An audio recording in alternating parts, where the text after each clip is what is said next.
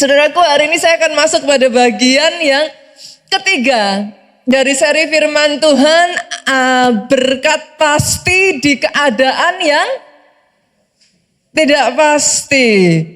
Dan bagian yang ketiga ini, saudaraku, saya akan membagikan satu topik yang cukup menarik, Pak.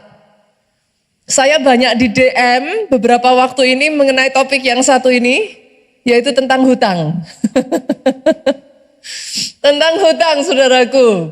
Berapa banyak yang mau belajar hikmat bebas hutang? Oh, aminnya boleh yang paling keras. Aminnya boleh lebih keras lagi. Saya berdoa ya saudaraku, selama firman ini diberitakan, saudara tangkap hikmatnya. Yang paling utama, saudara, yang paling utama, tangkap kebenarannya dulu. Kenapa? If you know the truth, kalau saudara tahu kebenarannya, maka the truth shall set you free. Kebenaran itu akan membebaskan saudara. Oke? Nah, saya akan memulai dengan mengatakan ini, saudaraku. Di masa yang tidak pasti, sebagian orang menyebutnya masa yang sukar. Di masa yang tidak pasti, saudara punya dua pilihan. Multiplikasi hutang atau multiplikasi berkat. Yang mana yang saudara pilih? Karena jujur, godaan untuk hutang tambah besar. Jangankan saudara, lah bangsa-bangsa loh saudara, negara-negara besar di seluruh dunia aja mengalami lonjakan tingkat hutang mereka. Perusahaan-perusahaan besar di seluruh dunia, saudaraku, sampai mengalami apa? Kalau orang Jawa bilang mentok, Bu. Plafonnya sudah habis. Tidak terlepas dengan, ya pasti saudaraku, individu demi individu. Tapi izinkan saya mengatakan ini, saudaraku. Sebenarnya tidak ada sesuatu yang baru di muka bumi ini kok. Apa yang terjadi sekarang itu sudah pernah terjadi. Sekian tahun yang lalu, kalau saudara masih ingat, 7 tahun masa kelaparan, Pak. Zamannya Yusuf. Orang-orang terjebak hutang begitu rupa, saudaraku, sampai Alkitab mengatakan mereka menjual rumah. Kalau zaman sekarang menjual rumah itu kan menjual aset, toh saudaraku. Nah, kalau orang sudah sampai di titik yang harus jual aset, Pak, menurut saudara itu sudah di keadaan yang berbahaya enggak kalau sampai willing jual aset? Ya pasti sudah kepepet, saudaraku. Tapi ternyata jual aset pun enggak cukup loh, Pak. Jual aset nggak cukup, sampai-sampai Alkitab mencatat di masa itu mereka harus jual ternak dan ladang. Saudara harus memahami di zaman itu ternak dan ladang itu pekerjaannya mereka yang paling utama. Kalau zaman sekarang sampai harus jual toko, Pak. Sampai harus jual pabrik, sampai harus jual apa yang jadi perputaran dalam hidup saudara. Pertanyaan saya lagi, kalau sudah sampai di titik ini, lebih parah lagi ya Pak? Sudah lebih parah lagi karena nggak ada perputaran, Pak. Terus mau makan pakai apa? Itu sebabnya ketika mereka melakukan itu pun sudah tidak bisa, saudaraku. Alkitab mencatat betapa parahnya keadaan zaman itu, saudaraku. Mereka sampai harus menjual diri mereka menjadi budak dari Firaun supaya bisa makan. Setidaknya kalau mereka jadi budak, mereka masih diberi makan, saudaraku. Dan yang namanya hutang, berapa banyak dari saudara, saya tidak tahu seberapa banyak dari saudara, dan saya tidak kepingin saudara angkat tangan anyway, saudaraku. Tapi yang namanya hutang ya saudara, nggak akan bisa tenang. Saudara akan dikejar-kejar terus. Dapatnya gampang. Tapi setelah itu saudaraku, mereka tidak akan membiarkan saudara tenang sampai saudara membayar. Yang ada saudara terus akan diusahakan, bahkan tidak jarang dipermalukan. Ya gimana caranya ya? Mereka harus bisa mendapat kembali uang mereka bersama dengan bunganya, saudaraku. Itu sebabnya hari ini maafkan saya ya Bapak Ibu sebagai seorang hamba Tuhan, izinkan saya mengatakan ini. Hati-hati dengan hutang. Boleh ya Bapak Ibu? Izinkan saya mengingatkan kembali, ada bahaya yang besar di dalam hutang. Bahkan zaman sekarang ini ya saudara, ada fenomena yang namanya buy now pay later. Pernah dengar nggak ya? Mungkin sebagian kenalnya dengan sebutan pinjol. Betul ya Bapak Ibu? Buy now pay later. Kok kayak enak banget gitu ya? Bisa beli sekarang, bayarnya mikir nanti gitu. Tapi hati-hati saudaraku, gaya hidup seperti ini kalau terus saudara ikuti, ujung-ujungnya, endingnya akan memakan habis seluruh penghasilan saudara. Kok bisa pastor? Karena gak peduli seberapa income saudara, penghasilan saudara, gaya hidup seperti ini saudaraku, semakin besar penghasilanmu, semakin besar utangnya Pak. Nah terus gimana? Saudara mau punya penghasilan berapa? Karena semakin besar penghasilannya, ya utangnya terus nambah tuh. Happy enggak? Happy. Siapa yang enggak happy? Dapat handphone apa enggak happy? Happy. Lah ya happy saudaraku. Tapi dengar ini, kalau saudara lanjutkan gaya hidup seperti ini terus saudaraku. Kalau enggak hati-hati, you lose the kairos. Saudara kehilangan apa yang namanya waktu kairosnya Tuhan dalam hidupmu. Kok bisa seperti itu Pastor? Firman Tuhan tuh ngomongnya gini Bapak Ibu. Segala sesuatu indah pada waktunya. Lah kalau belum waktunya, dipaksakan beli handphone, belum waktunya. Indah apa indah? Ya enggak indah. Happy saya katakan, siapa yang enggak happy dapat handphone baru.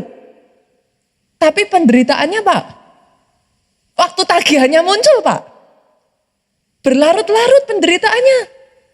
Dan kalau itu saudara teruskan, bukan hanya saudara melewatkan kairos ya. Dalam setiap kehidupan manusia itu punya fase-fase saudara.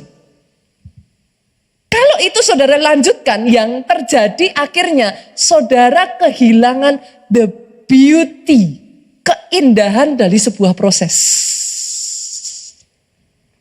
Kenapa? Lah semua serba instan. Pengen ini harus ada saat ini. Saudara kepengen dipuji-puji semua orang. Wah hebat, disebut crazy rich. Kan? Tapi crazy rich tanpa proses, ujung-ujungnya hancur. Loh hati-hati loh saudaraku. Saudara jadi jangan salah saudaraku. Proses itu ada for a reason. Nanti saya akan berbicara mengenai ini. Kalau itu saudara teruskan lagi, saudara tabrak, sudah tahu, tapi masih saudara tabrak. Kalau enggak hati-hati kita itu jadi dului Tuhan. Bu, kalau kita sesuai waktunya Tuhan, kenapa indah? Karena diizinkan ngalami pergumulan. Nah tapi ada penyertaan Tuhan tuh. Dari situ saudara bisa bersaksi, Tuhanku hidup. Dari situ jadi indah, kenapa? Karena tiba-tiba mata saudara terbuka. Bagaimana sepanjang kehidupanmu Tuhanmu tidak pernah melepaskan engkau. See? That's the important about process. Kalau saudara terus nabrak, saudara mendahului Tuhan, ya ibaratnya gimana sih saudaraku? Kalau mau-maunya sendiri ya saudara harus konsekuen tanggung jawab toh terhadap apa yang ada di depan kan gitu. Padahal berapa banyak dari kita yang sadar kekuatan manusia terbatas. Tanpa Tuhan, bagaimana kita bisa menghadapi semuanya? Dan yang terakhir, saudara, kalau saudara terus masih ditabrak. Tahun ini kita punya tema apa, Bapak Ibu? The Year of Great Multiplication. Tahun pelipat gandaan dahsyat. Harusnya yang dilipat gandakan semua hal yang baik, Pak. Dilipat gandakan damai sejahteranya. Dilipat gandakan kecintaannya sama Tuhan. Dilipat gandakan buah-buah rohnya. Bahkan dilipat gandakan berkat. Lah tapi kalau ini dilanjut-lanjutin. Multiplikasi hutang toh Pak. Apa enaknya? Itu sebabnya hari ini saudaraku sebagai hamba Tuhan jarang loh di gereja dibahas mengenai ini. Gitu? Tapi saya rasa saudaraku, saya melihat ada sangat banyak orang DM saya mengenai hal ini. Saya rasa gereja harus berbicara. Dan saya berdoa ketika saudara tangkap ini, saudara dengar ini, terima kebenarannya terlebih dulu. Oh, terima kebenarannya. Saya mesti gimana, Pastor? Belajar yuk. Sekalipun tidak enak. Sabar. Sabar. Ikuti waktunya Tuhan. Seringkali kan banyak masalah itu jadi tambah besar bukan karena masalahnya, tapi kita nggak sabar ngadepin masalah, kita tabrak dengan cara kita, ujungnya masalahnya jadi tambah parah. Satu kali ya saudaraku, ada seorang gadis kecil, senang sekali dia curious, yang namanya anak kecil tuh gimana sih saudara, ya apa sih kalau lihat benda-benda yang kayak dia nggak pernah lihat itu kan kayak imajinasinya udah kemana-mana kan. Anak saya nemuin kayak ini saudaraku, batu aja sudah langsung, oh mami, this is fossil.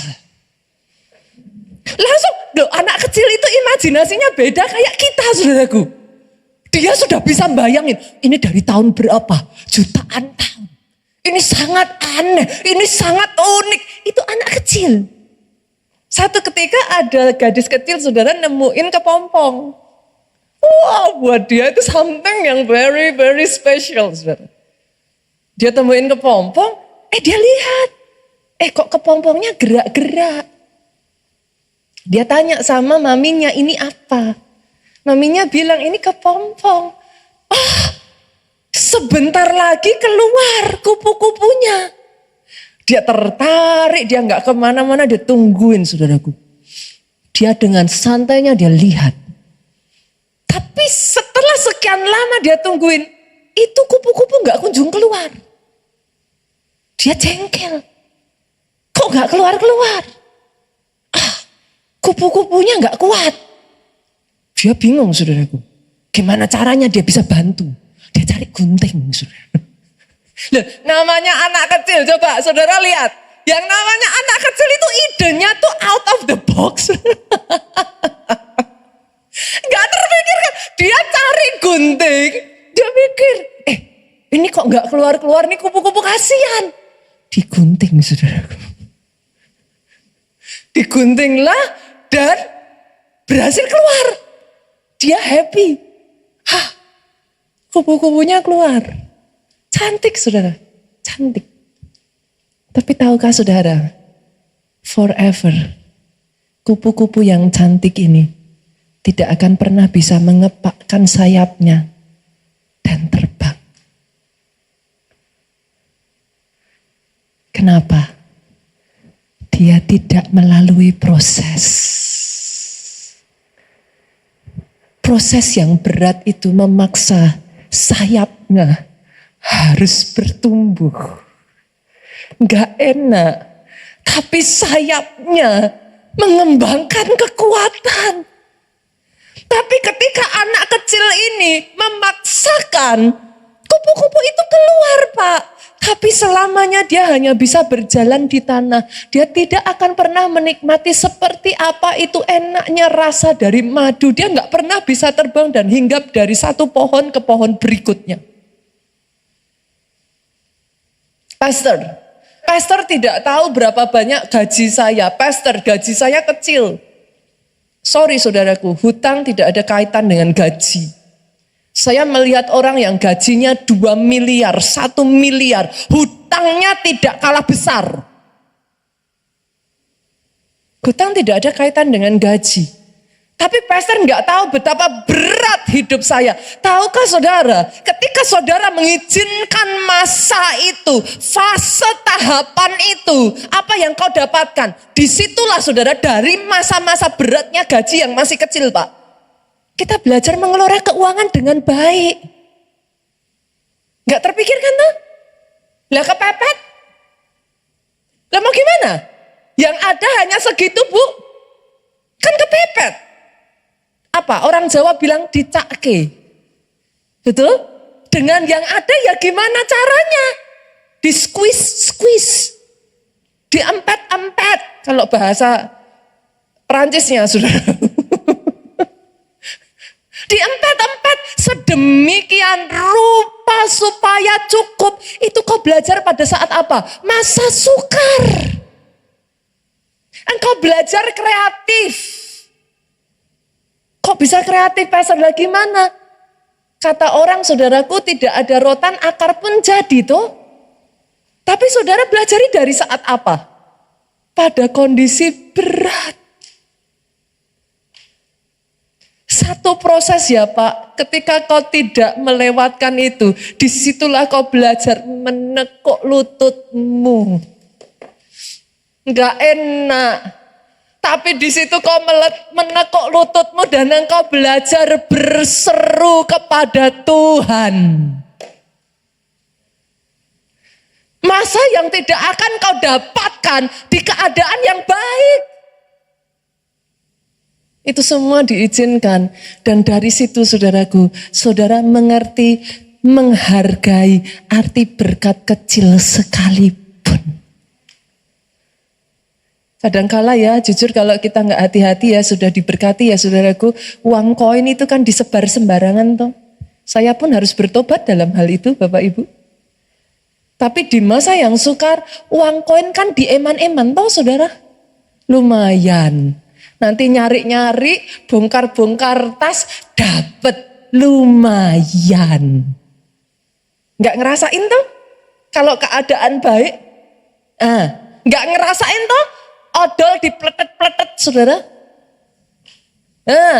Kalau keadaan semua serba baik, odol masih banyak juga langsung plung masuk sampah. Tapi ketika keadaan berat, saudara harus belajar sabun dicair-cairin pakai air. Mau mandi lagi mana? Mau beli nggak ada kok. Sebisa mungkin kau bertahan dengan apa yang ada. Dan dari situ kau belajar bergantung kepada Tuhanmu yang tidak pernah meninggalkan engkau. Tuhanmu yang selalu memeliharakan hidupmu. Boleh saya dengar amin yang paling keras dari tempat ini? Oh kalau mau tepuk tangannya yang paling meriah buat Yesus Tuhan kita. Itu sebabnya Bapak Ibu, izinkan saya mengatakan ini. Come on, jangan lalui masa itu. Don't try to skip it. For everything, segala sesuatu indah pada waktunya. Hari ini izinkan saya mengatakan ini saudaraku. Hutang itu bukan masalah berapa banyak gajimu. Dan sadly saudara, sorry, hutang tidak bisa menjadi jawaban. Mungkin untuk sementara waktu hutang bisa ya Pak ya. Ya oke lah saudaraku membantu saudara. Tapi kalau saudara tidak hati-hati, hutang justru membawa masalah yang lebih besar lagi. Terus kalau gitu saya harus gimana toh pastor? Kalau saya nggak bisa bayar hutang lah terus saya mesti gimana? Hari ini saya ingin mengajak saudara, justru karena itu saudaraku, saya itu menerima banyak pertanyaan dan itu menggelisahkan saya. Kenapa? Karena memang berdasarkan survei sangat banyak orang itu jatuh terjebak di dalam pinjol ataupun pay later saudara. Dan gak tahu what to do. Seperti tadi saya katakan, tidak ada yang baru di muka bumi ini. Yang sepakat katakan amin. Apa yang terjadi sekarang pasti once upon a time pernah terjadi di masa lalu. Dan boleh nggak saya ajak kita belajar yuk dari keluarga seorang hamba Tuhan yang sudah benar-benar kepepet nggak bisa bayar hutang, saudaraku. Masih ingat kisahnya? Mereka sampai harus menyerahkan anaknya, mau diambil jadi budak untuk ngelunasin hutang keluarganya, saudara. Kita buka yuk dari 2 Raja-Raja pasalnya yang keempat. 2 Raja-Raja pasalnya yang keempat, ayatnya yang pertama sampai ayatnya yang ketujuh. Yang sudah ketemu katakan amin. Impact belajar baca Alkitab boleh? Oke, jangan lihat ke depan Bapak Ibu. Ketemunya jangan di depan. Saya tuh mau ngusulkan ditolak terus saudara. Tapi ketemunya jangan di depan. Buka Alkitab saudara yuk, boleh ya? Puji Tuhan, at least saudara belajar membaca Alkitab, saudara cari raja-raja. Sekalipun nyarinya pakai cara curang nggak apa-apa. Ketik raja, nanti keluar gitu saudara. Nggak apa-apa, tapi yang penting saudara buka Alkitab aja deh, nggak lupa masih punya Alkitab. 2 Raja-Raja 4 ayatnya yang pertama saya bacakan buat saudara. Salah seorang dari istri-istri para nabi mengadukan halnya kepada Elisa sambil berseru, hambamu suamiku sudah mati. Engkau ini tahu hambamu itu takut akan Tuhan. Kalau sampai dia bilang bahwa Elisa itu tahu, berarti Elisa kenal orang ini, saudaraku. Tetapi sekarang penagih hutang sudah datang untuk mengambil kedua orang anakku menjadi budaknya. Apa yang bisa kita pelajari dari ayat yang pertama ini, Bapak Ibu? Apa? Boleh nggak saya katakan begini? Tolong pisahkan antara cinta hutang dengan kemampuan mengelola keuangan yang baik. Karena banyak orang ngomong sama saya tuh sukanya kayak gini, pastor, tapi dia pelayan Tuhan. Saya tuh kadang pengen tak jawab ya saudara. Terus hubungannya apa? Loh pastor, dia pembicara. Jadi ternyata banyak orang itu masih mengaitkan kalau orang itu adalah pelayan Tuhan, dia pendeta, dia pengkhotbah. Harusnya tidak mungkin itu terjadi. Jadi hari ini saya mau garis bawahi saudaraku. Pisahkan mau dia pendeta kayak pengkhotbah kayak di cerita ini. Orang ini nabi. Pisahkan antara yang namanya cinta Tuhan dengan kemampuan mengelola keuangan. Yang mengerti katakan amin. Itu sebabnya hari ini kita mau belajar.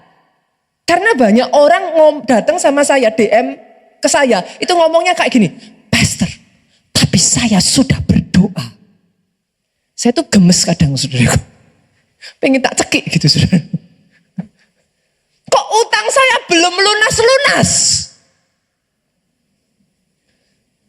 Saya tuh antara, gimana saudaraku, saya tidak mengatakan bahwa saudara tidak harus berdoa. Itu sebabnya hari ini saya kepengen saudara bisa melihat dengan cara yang proper. Boleh Bapak Ibu? Dengan cara yang seimbang, balance. Kita lanjutin dulu ya, ayat ini kita lanjutin dulu ya. Ayat yang kedua kita baca, nanti saudara bergantian dengan saya, ayat 3 saudara baca, kita bergantian. Jawab Elisa kepadanya, apakah yang dapat kuperbuat bagimu? Beritahukan kepadaku apa-apa yang kau punya di rumah. Berkatalah perempuan itu, hambamu ini tidak punya sesuatu apapun di rumah kecuali sebuah buli-buli berisi minyak. Ayat 3 yuk dengan suara keras, 2, 3. Lalu pergilah. Yes. Jangan terlalu sedikit. Kemudian masuklah, tutuplah pintu sesudah engkau dan anakmu masuk. Lalu tuanglah minyak itu ke dalam segala bejana. Mana yang penuh, angkatlah. Ayat 5 yuk. Pergilah. Oke.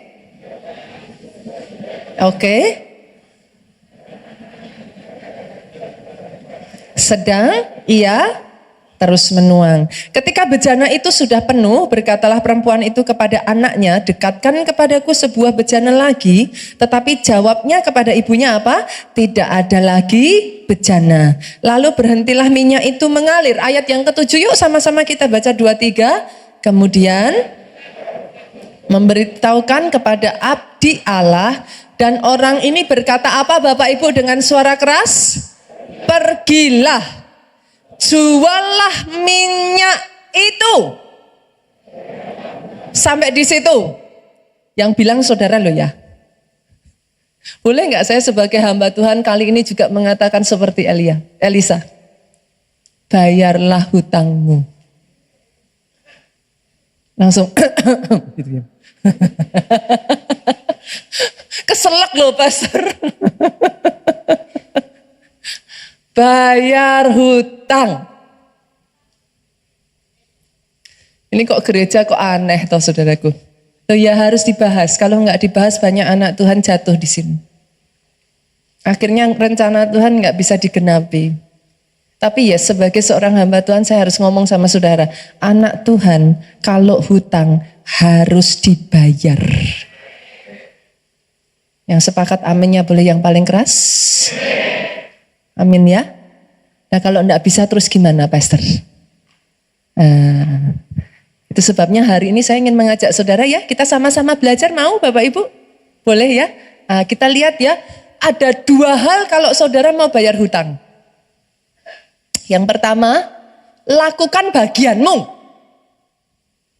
Karena banyak orang Kristen suka curang. Saya sudah doa pastor. Saya sudah puasa. Mana? Kok hutang saya belum habis-habis? Loh doanya boleh jalan terus saudaraku. Puasanya boleh jalan terus. Lah buy now pay later-nya masih jalan terus juga tuh. Lah kok bisa habis, caranya gimana? Kan gak simsalabim tuh Bapak Ibu. Jadi ada bagian kita yang harus kita lakukan. Yang sepakat katakan amin. Nanti kita akan belajar apa bagian kita. Tapi yang kedua, nggak bisa disangkal Bapak Ibu. Maafkan saya, minta pertolongan Tuhan. Oh yes, minta belas kasihan Tuhan.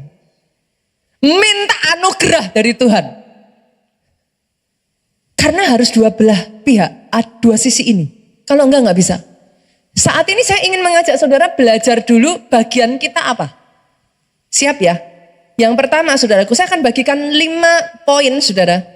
Gimana kita belajar untuk bebas hutang. Yang pertama, poin yang pertama, simple tapi banyak orang gak punya. Punyai sense of urgency. Kalau punya hutang, segera. Dengan ini, kami menyatakan, secepat-cepatnya saudaraku. Yang bisa saudara lakukan secepat mungkin. Kalau bisa lunasi hari ini, lunasi hari ini. Kalau bisa lunasi besok, lunasi besok. Kenapa? Kenapa pastor? Kenapa pastor kok ngomong seperti itu? Yang namanya hutang kalau masih bisa dilama-lamakan kan lebih enak. Ada banyak orang ya saudara, sejujurnya kenapa saya ngatakan you have to have the sense of urgency untuk bayar hutang. Karena ada banyak orang menyepelekan hutang loh. Ada banyak orang ngomongnya sama saya kayak gini. Masih bisa kok pastor. Hutangnya udah ratusan juta. Istrinya udah kembang kempis. Ngomongnya, saya masih kuat kok pastor. Masih bisa. Pastor gak usah khawatir. Berapa banyak yang akhirnya ya saudaraku hutang kartu kredit hanya bayar minimum payment. Loh, coba ya saudara, masalahnya dengan hutang tuh the illusion itu loh saudara, ilusi dari hutang itu loh. Memangnya kalau saudara bayar minimum payment, sisa paymentnya saudara nggak harus bayar.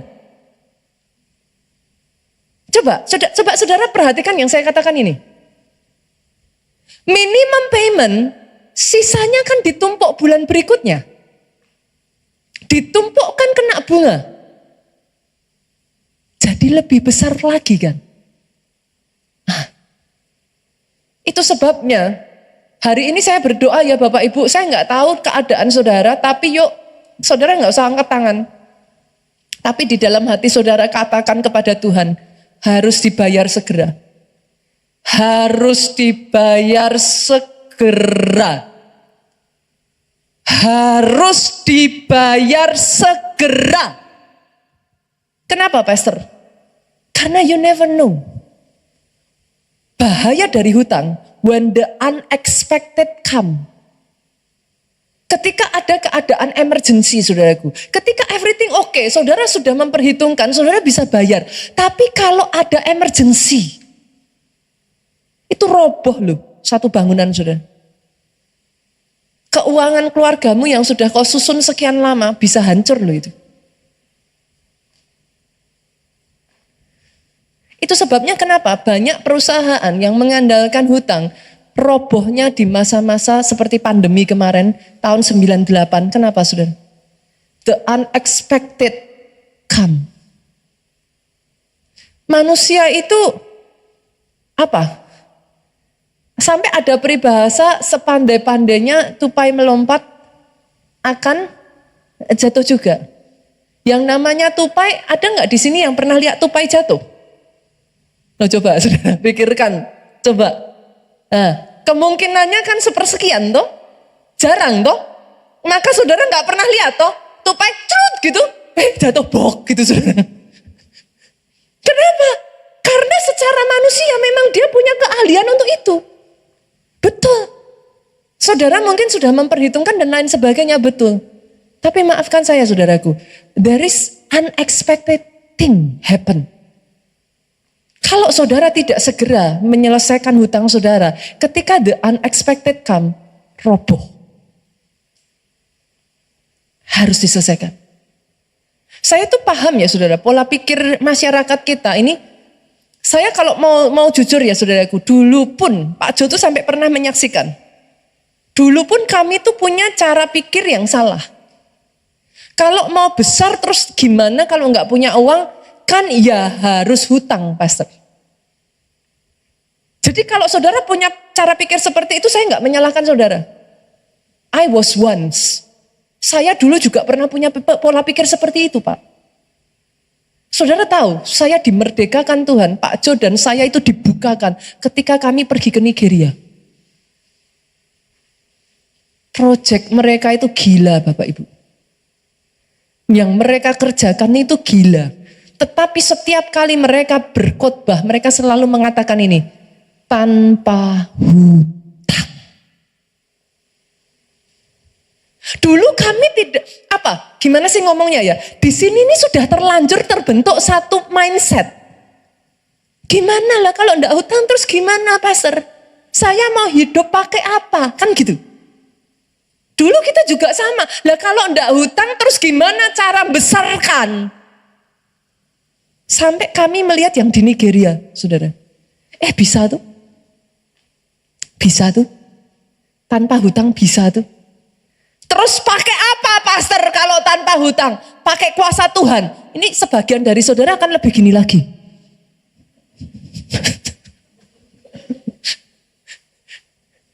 Pastor tadi nyuruh kami untuk balance, nggak ngeroh. Sekarang pastornya yang ngeroh. Pakai kuasa Tuhan. Saudara perhatikan ya. Saudara perhatikan. Sampai detik hari ini ya saudaraku. Sejak gereja ini bertobat. Sejak kami bertobat. Maaf Bapak Ibu. Dengan anugerah Tuhan. Dan kuasa Tuhan. Tempat ini dibeli tanpa hutang. Pastor mau bragging. Pastor mau nyombong. Enggak. Saya hanya ingin menunjukkan kepada saudara. Bisa. Tanpa hutang. Karena dulu pun saya enggak bisa. Dimulai dari ini. Mindset dulu. Pola pikirnya dulu. Dikit-dikit enggak punya uang, harus hutang. Kenapa tidak melihat dari yang kau punya? Dikelola dengan baik, dicukupkan, minta Tuhan berkati. Itu sudah saya lihat, saudaraku. Bukan hanya tempat ini, satu demi satu yang Tuhan percayakan, pola pikirnya tuh kayak gini, saudaraku. Kalau Tuhan belum ngasih, kita dapat pun percuma.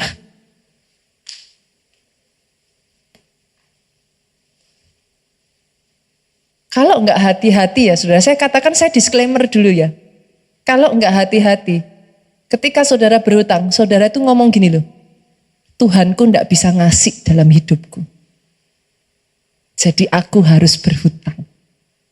Saya disclaimer ya. Hati-hati memakai perkataan yang saya katakan ini ya, saudaraku ya. Oke, yang mengerti boleh katakan amin. Karena saya paham, sebelum mindset di sini, saya tahu kok saudara, ketika saya menyampaikan ini, ada sebagian dari saudara, itu di sininya ini bergumul terus. Tapi kan.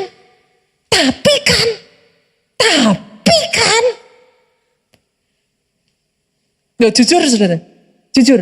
Kalau bisa telinganya disumbet nih, malas denger pendeta ngomong kayak gini.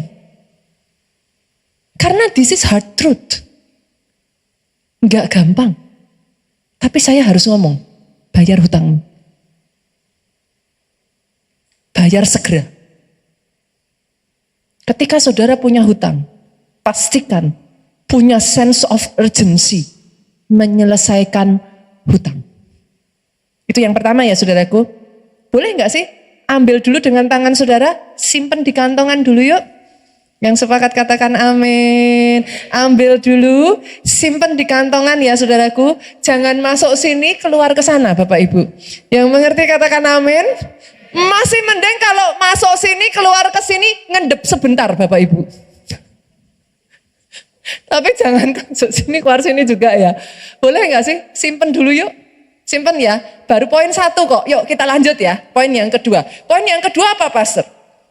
Yang kedua, kita belajar dari apa yang diajarkan Elisa kepada wanita ini. Lihat saudaraku.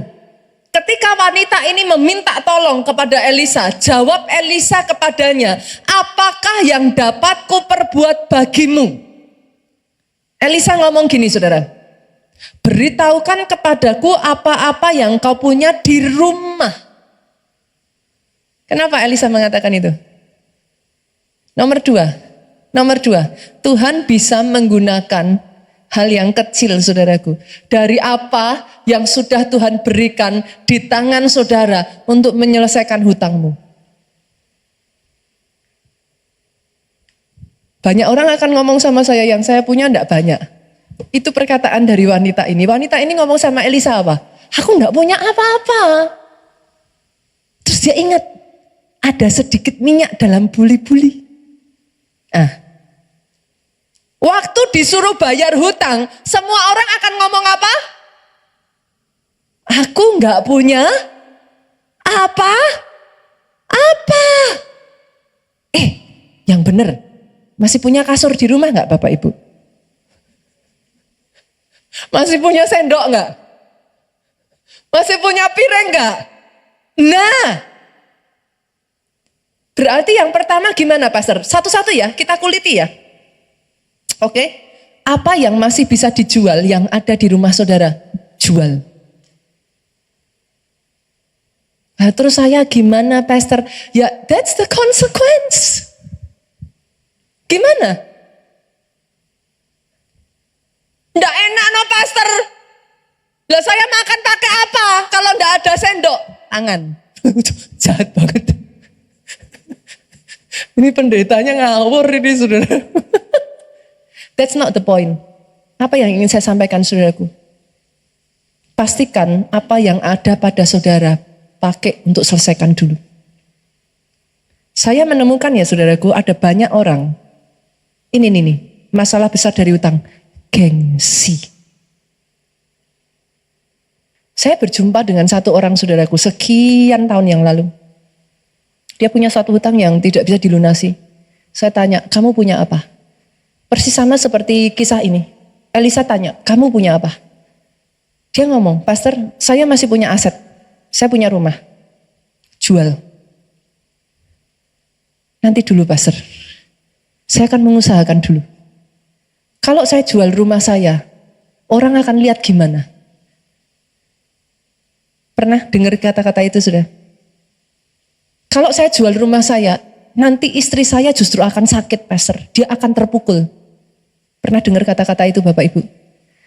Tapi maafkan saya saudara, 1 tahun berlalu, orang ini datang lagi kepada saya. Pastor, sekarang saya sudah angkat tangan. Saya nggak bisa. Saya mengatakan hal yang sama. Jual rumahmu. Tahukah saudara, pada 1 tahun setelah dimana dia willing, jual rumahnya pun sudah nggak bisa membiayai hutangnya. That's the hard truth. Kalau 1 tahun yang lalu dia lakukan itu, dia jual rumahnya, dia masih dapat sisanya. Dia bisa belikan sekalipun rumah yang kecil. Itu bahayanya dari hutang, saudara. Yang saudara tidak sadari, bunganya. That's the scary thing about that. Hutang. Ini kisah nyata, saudara. Pada saat dia datang kepada saya 1 tahun kemudian, dia mau jual rumahnya pun, dia katakan, Pastor, hutang saya belum selesai. Saudara tahu apa yang akhirnya harus dia lakukan? Dia harus jual lebih banyak lagi. Jangan sepelekan hutang. Bukan buy now, pay later. Buy now, pay now. Yang sepakat katakan amin. Sekalipun berat tetap sepakat katakan amin. Pendetanya makso ini. Saya tahu nggak enak saudara.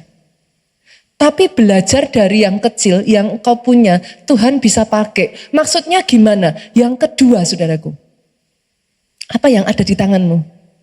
Skill apa yang kau punya? Karena banyak orang Kristen pola pikirnya, aku sudah berdoa, harusnya Tuhan bantu aku ngelunasin. Aku sudah puasa, tapi kok Tuhan belum jawab. Dari surga, Tuhan juga nunggu. Kenapa saudaraku?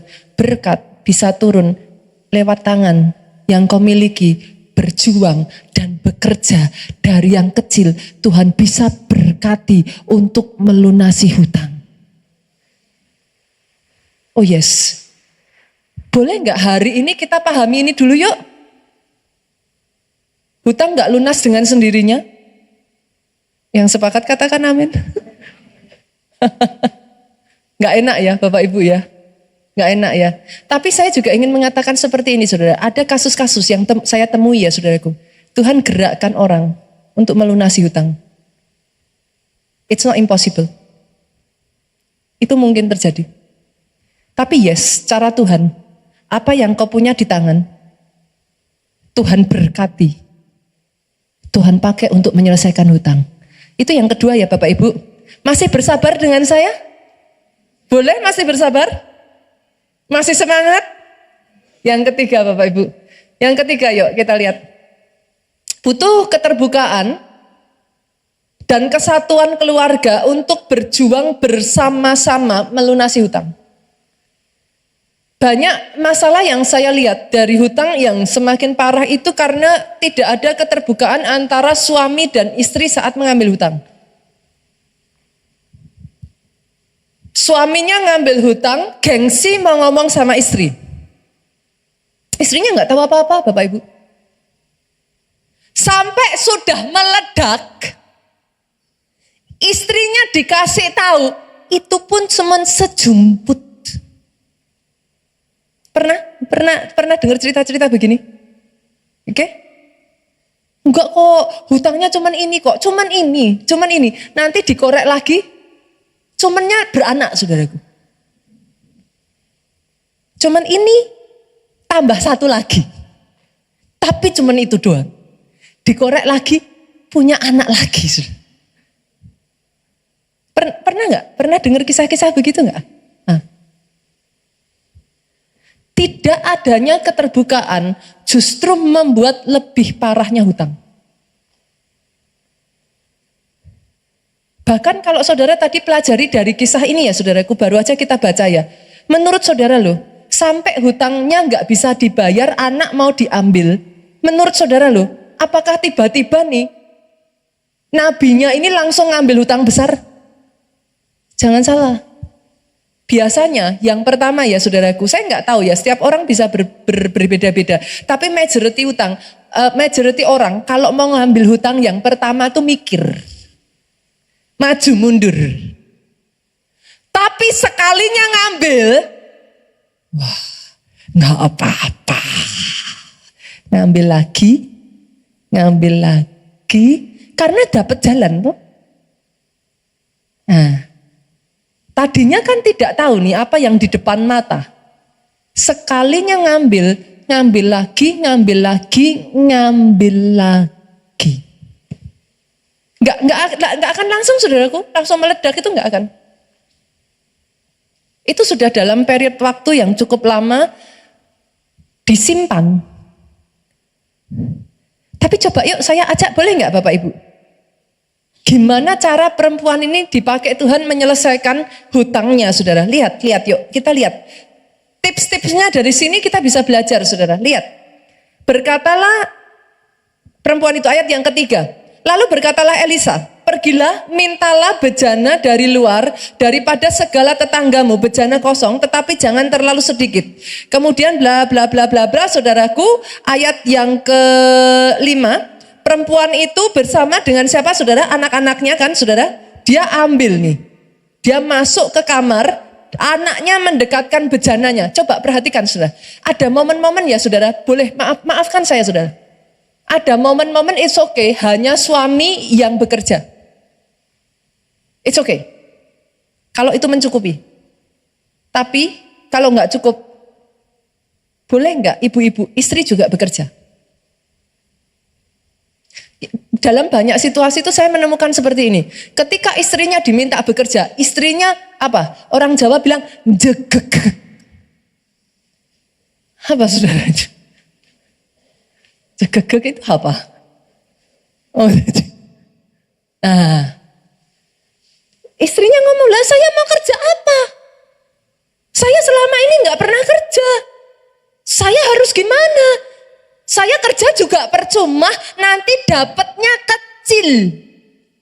Nggak sebanding dengan kerjanya. Sering dengar kata-kata itu nggak sudah? Yang kecil pun kerjakan. Bahkan di dalam beberapa kasus tertentu saya dudukkan papahnya, mamahnya, anak-anaknya. Anak-anak yang sudah mampu, saya katakan kepada mereka, pastor kok pastor kejem? Yes. Tapi kalau enggak, satu keluarga hancur. Pilih mana? Saya katakan kepada anak-anaknya, Koko Cici udah besar. Bisa kerja enggak? Dan saudara akan takjub dengan bagaimana banyak anak menanggapi itu dan berkata, Koko Cici bisa kerja pastor, tapi papa mama nggak izinin. Saya tanya, Koko mau kerja? Mau. Koko tahu kalau Koko kerja membantu papa mama menyelesaikan masalah keuangan ini? Tahu. Koko nggak apa-apa? Nggak apa-apa. Yang mengerti katakan amin. Kita satu keluarga saudaraku. Kita satu keluarga. Kalau terjadi sesuatu di dalam keluarga kita, setiap anggota bagian keluarga, ayo kita bersama-sama mengerjakannya juga. Yang ketiga saudara, harus ada kesatuan, keterbukaan dari keluarga. Suami, kalau kau ambil hutang, ngomong sama istrimu. Dalam kasus ini ya Bapak Ibu, saya bisa membayangkan, ini suaminya sampai udah gak kuat saudara. Alkitab tidak pernah mencatat, tapi bisa jadi dia meninggal karena sudah gak kuat lagi. Suka tidak suka, pada saat suaminya meninggal, siapa yang harus bayar? istri dan anaknya. Yang datang bersama dengan keluarganya boleh senggol kiri kanannya apa? Terbuka ya. Mah, terbuka ya. Kalau suami biasanya nggak mau terbuka, gengsi. Harga dirinya kena karena sebagai kepala rumah tangga nggak bisa mengamankan satu keluarga. Kalau istri nggak mau terbuka, biasanya takut dimarahi. Kenapa? Karena hutangnya konsumtif. Beli tas hutang, beli baju hutang, beli handphone hutang. Biasanya bahkan kalau ada suaminya punya baju baru disembunyiin. Nanti kalau suaminya tanya, loh kok pakai baju baru dari mana? Oh papa sudah lupa, ini kan baju 8 tahun yang lalu.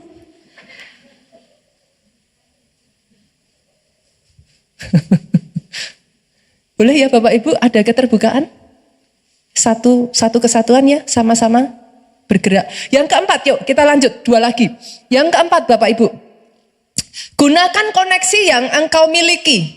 Maksudnya gimana? Gunakan koneksi yang saudara miliki. Yuk kita lihat, dari ayat ini saudaraku, perempuan ini disuruh sama Elisa, pergilah mintalah bejana dari luar, daripada segala tetanggamu bejana kosong, tapi jangan terlalu sedikit.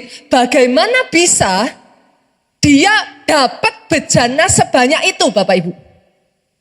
Caranya gimana? Gimana? Dia cari dari semua kenalannya. Artinya apa? Dia pilihin tuh dari semua koneksi. Mana yang dia bisa pinjami bejana ini. Nah ini saya juga mau disclaimer Bapak Ibu. Banyak yang menyalahartikan ayat ini. Loh tuh pastor disuruh pinjam lebih banyak. Halaknya beli tuh saudaraku. Itu Elisa suruh perempuan itu pinjam dari segala tetangganya. Loh sorry loh saudara, yang disuruh pinjam itu apa? Dibaca lagi. Bejana kosong. Maksudnya tuh gimana toh? Oke, kita pahami ya saudara, bukan pinjam uang lagi. Tapi gini saudaraku, kadangkala maksudnya bejana kosong tuh gini, itu di tetangganya juga apa? Kalau bahasa Jawanya, bahasa Jawa tuh mantep banget ya saudaraku. Didongkroki. Pernah lihat saudara punya mangkok, punya apa nggak kepake? Nah, ini nih di tempat lain itu barang yang nggak terpakai, tapi bisa saudara gunakan. Terus maksudnya gimana saudaraku? Setiap orang case by case beda-beda ya Bapak Ibu ya. Saya kasih contoh aja ya. Contoh aslinya tuh gimana Pastor? Pastor jangan pakai Alkitab terus, saya nggak tahu. Itu ada yang DM saya ngomong gitu. Pastor saya orang Kristen baru. Gimana caranya dapat rema? Saya nggak ngerti gitu saudaraku. Ini pastor bilang bejana, saya itu harusnya apa? Oke, saya kasih contoh yang aplikatif ya. Oke, saudara punya keahlian untuk, katakan ya saudaraku, mengelola restoran. Oke ya, tapi saudara nggak punya tempat. Orang lain punya ruko kosong, tadi didongkrok nih. Nggak kepake saudaraku, dia cuma punya tempat tapi nggak diapa-apain. Dia nggak punya skillnya, dia nggak mau juga untuk membuka. Ya tempat itu berdebu nggak kepake. Ada orang lain lagi punya uang tapi nggak mau kerja.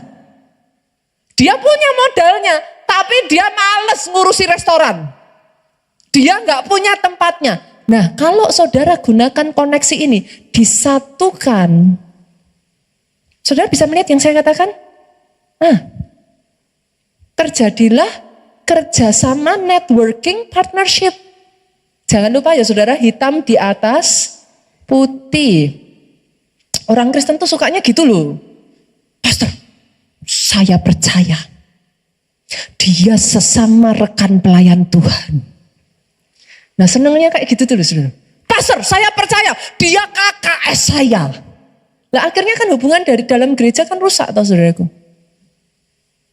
Boleh nggak saudara? Sekali lagi yuk, yang satu dilakukan, yang lain jangan dilupakan ya. Nah, hitam di atas putih, buat hitam di atas putih. Tapi coba spread koneksi saudara. Contoh, saudara bisa bikin kue, saudara bisa masak. Ada teman saudara yang restoran, tanya, boleh nggak dititipin? Bisa nggak saya titip dijualkan di restoran tempat Bapak Ibu? Bisa menangkap yang saya maksudkan saudaraku? Koneksi ya, bukan diutangi lagi ya saudara. Bukan loh ya, bukan nambah banyak utang lagi loh. Sepakat ya? Yang keempat, cari koneksi. Koneksi-koneksi minta Tuhan bukakan hikmat, tuntun. Yang kelima saudaraku, yang terakhir, pemain musik gak usah naik dulu ya. Yang terakhir dari yang ini. Oke yuk, yang kelima saudaraku, yang kelima yuk. Yang kelima, nah ini saya harus menjelaskan kepada saudara. Lunasi hutangmu sesuai dengan prioritas. Maksudnya gimana? Lunasi hutang sesuai prioritas. Sorry saudaraku, setiap hutang itu statusnya nggak sama. Oh, hutang punya status ya, Pastor? Iya. Hutang ada statusnya tadi katanya. Sudah menikah? Jomblo? Hutang punya status, saudara. Maksudnya gimana? Hutang itu beda-beda. Satu, ada hutang yang ada agunannya atau tidak. Itu beda, saudaraku. Bobotnya beda. Sama-sama hutang, ada yang nggak pakai agunan. Ada temen yang deket sama saudara, udahlah pakai dulu. Nanti bayarnya pelan-pelan nggak apa-apa, nggak usah ada jaminan apa-apa. Itu beda dengan yang ada agunannya, saudaraku, bobotnya. Yang kedua, saudara ngambil hutang yang satu, ada bunga normal, bunga besar, itu beda statusnya, saudara. Ada bunga itu gimana? Misalkan saudara ngambil kayak di bank. Ya bunganya kan bunga rata-rata ya saudaraku, bunga standar lah ya. Tapi kalau saudara ngambil di retailer, bunganya kan besar sekali itu saudaraku. Itu statusnya beda loh saudaraku, jangan disamakan. Apalagi Pastor, nah ini juga saudaraku. Hutang yang dipakai konsumtif. Konsumtif itu gimana Pastor? Beli baju. Loh Pastor, kan saya kemana-mana juga harus pakai baju. Lah memang baju saudara cuma satu. Kalau baju saudara memang satu ya boleh. Lah mau gimana? Masa nggak pakai baju? Tapi kalau baju saudara sudah satu lemari, nah tanpa nih tambahan satu baju kan nggak mati saudaraku. Nah itu Pastor kok kasar banget sih. Lah habisnya saudaraku, banyak orang tuh nggak bisa membedakan keinginan dan kebutuhan. Jadi saya ngomongnya kasar supaya saudara, oh maksudnya gitu toh, gitu saudara.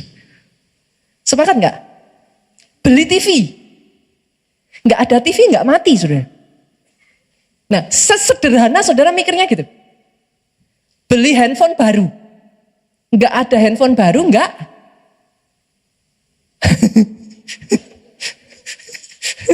Saudara ngerti ya tapi yang saya maksudkan ya. Oke, nah bedakan. Maksudnya gimana? Ada hutang yang konsumtif tapi ada hutang itu yang untuk saudara kerja. Hutang kerja. Kalau ini hutang kerja dengan hutang konsumtif, saudara harus pisahkan. Terus apa yang harus saya lakukan Pastor? List satu persatu terbuka. Satu demi satu di list. Taruh nih, hutang apa? Hutang apa, hutang apa, hutang apa, bunganya berapa, dampaknya apa. Setelah itu ya saudaraku urutkan, prioritaskan. Mana yang harus dihabisi pangkas dulu. Sepakat? Sepakat ya saudaraku ya.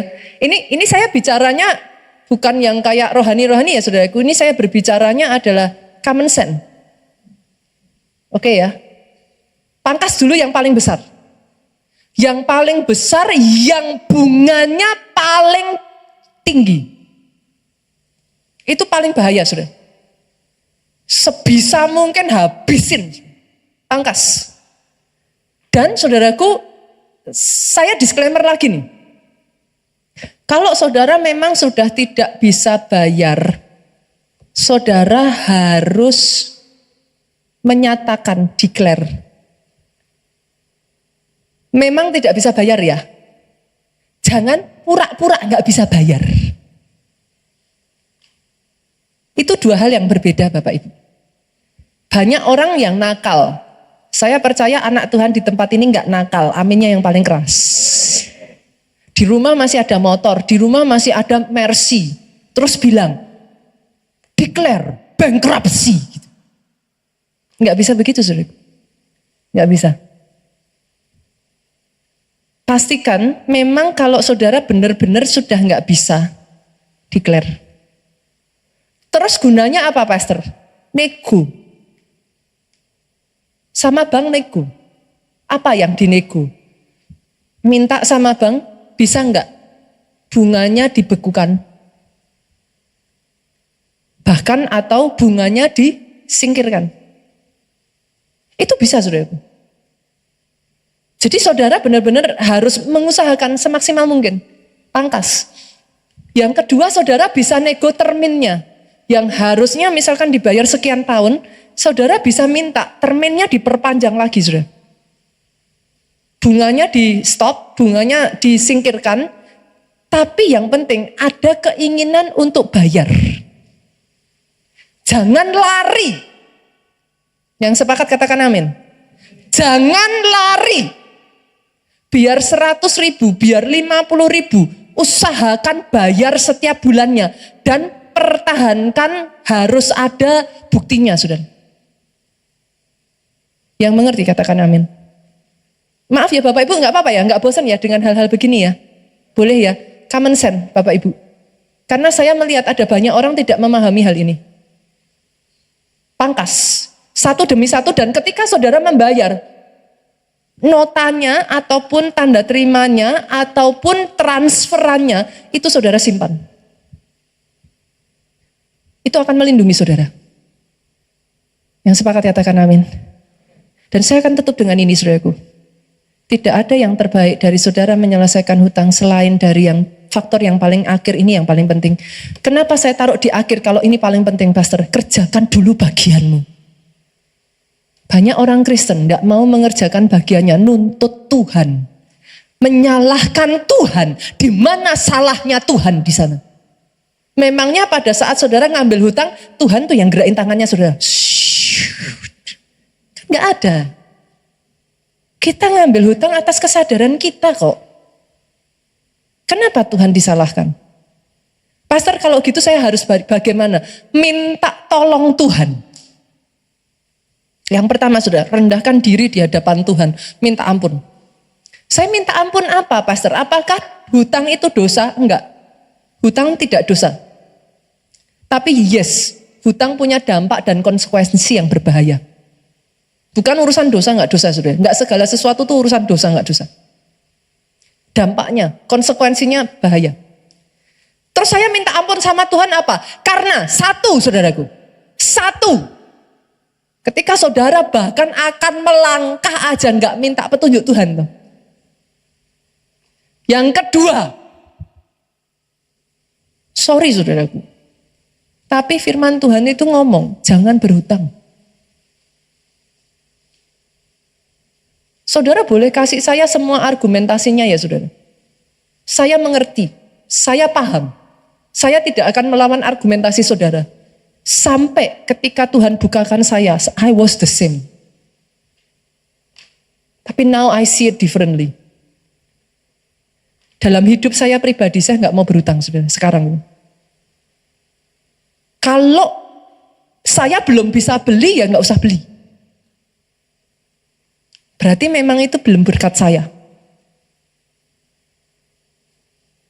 Nah Pastor, kalau rumah saya gimana? Saya harus terus menerus dan lain sebagainya. Saya tidak akan masuk terlalu dalam ke situ dulu ya Bapak Ibu ya.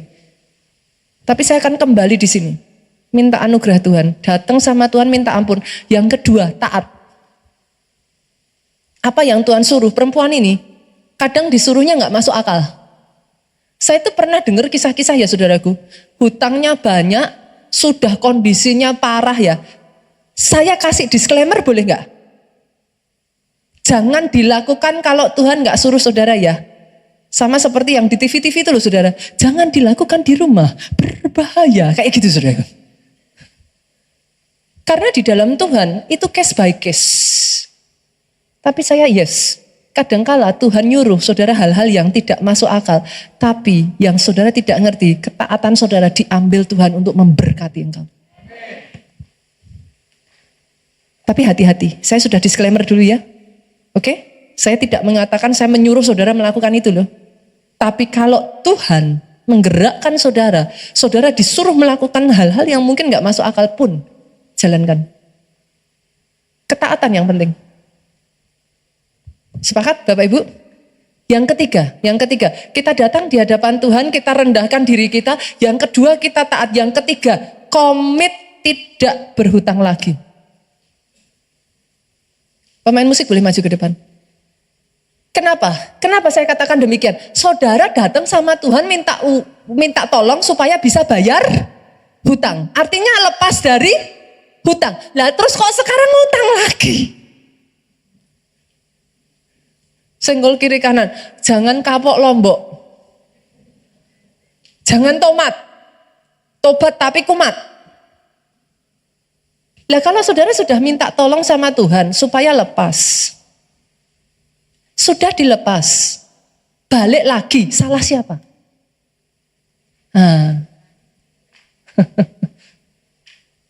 Nah, pastor kalau gitu saya sudah ditolong Tuhan. Apa yang harus saya lakukan? Yuk baca ayat 7 tadi yuk. Ih cantik sekali ayat ini. Pergilah, jualah minyak itu, apa? Bayarlah hutangmu dan apa? Hiduplah dari lebihnya. Engkau serta anak-anakmu. Saudara ngelihat gak patternnya saudara? Saudara disuruh ngulangi proses awal. Cukupkan dengan yang ada. Proses itu harus dilalui. Ini kisah dari seorang hamba Tuhan bertahun-tahun yang lalu yang keluarganya hampir hancur kalau bukan pertolongan Tuhan. Saudara mengerjakan nomor 1 sampai 5 ya saudaraku. Dengar saya baik-baik. Kalau wanita itu mengumpulkan bejana itu dan minyak tidak mengalir sia-sia. Engkau butuh Tuhan.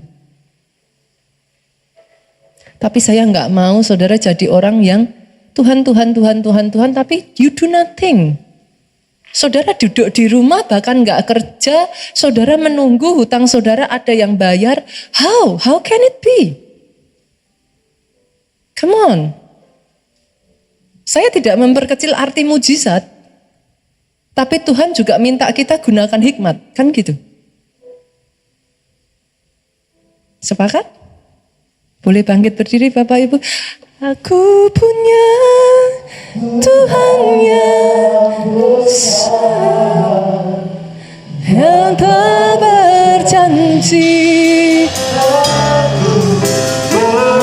menggenapi imanku bersama, percaya kuasa-Mu, ku terima sekarang kemenangan darimu. Dimulai dari apa saudaraku? Belajar bersepakat dengan Tuhan yuk. Saya pernah diserang gara-gara urusan kata-kata profetik. Ada sebagian orang ngomong sama saya seperti ini, Pastor, kata-kata profetik itu bukannya manusia kurang ajar ya? Memangnya kita bisa nyuruh-nyuruh Tuhan? Pernah dengar yang begitu? Kita mendahului Tuhan itu. Memangnya siapa manusia berhak nyuruh-nyuruh Tuhan? Keluarga Allah keterlaluan, sesat. Boleh saya jawab Bapak Ibu?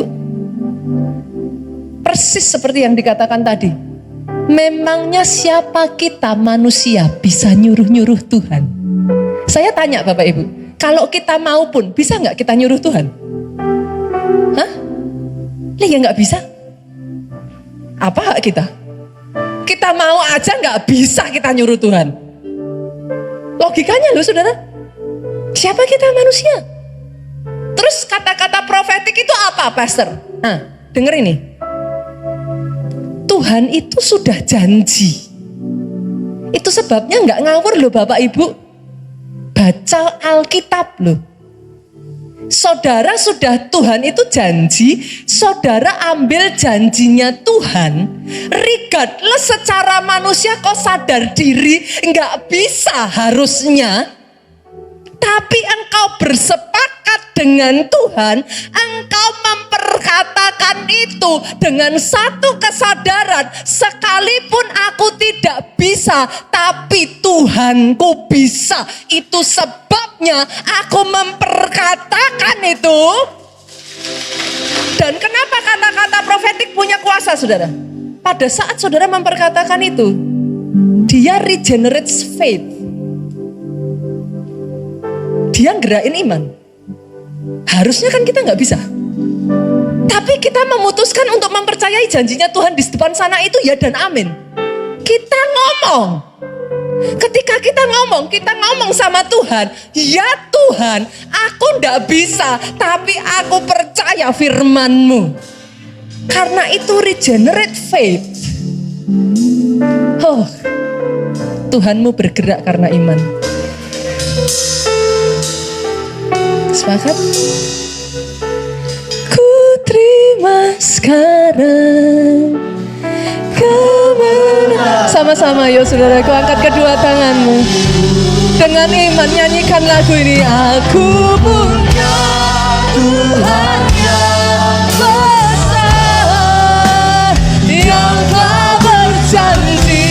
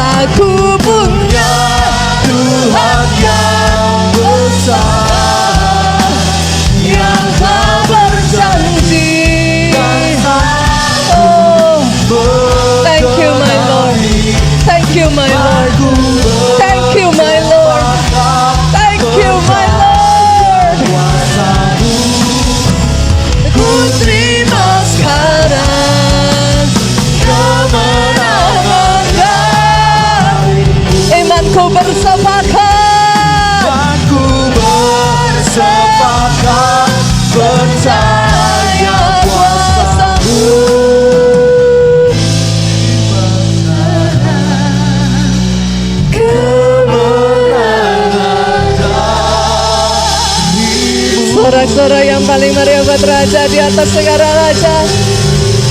Angkat kedua tanganmu, saudaraku, diberkatilah saudara oleh Tuhan. Amin. Diberkati keluargamu oleh Tuhan. Amin. Kedua tangan yang terangkat ke atasnya. Apa yang dikerjakan tanganmu diberikan Tuhan berhasil. Amin. Ada hikmat mengalir dalam hidupmu. Amin. Amin Tuhan. Ada pintu yang dibukakan. Amin. Tuhan berkati apa yang jadi pemikiranmu membuahkan hasil. Amin. Amin Tuhan.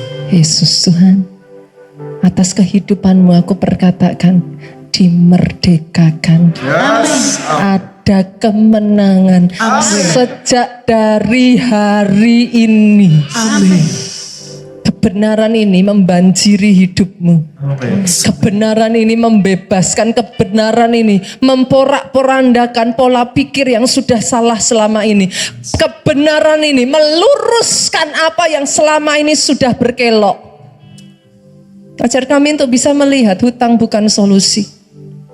Hutang bukan jawaban. Bantu kami Tuhan untuk keluar dari masalah hutang ini. Saudaraku pulang dari tempat ini dengan membawa sukacita, damai sejahtera Allah Bapa, cinta kasih Yesus Kristus, persekutuan dengan Roh Kudusnya sekarang sampai selama-lamanya. Engkau yang diurapi, diberkati, katakan dengan suaramu yang paling keras.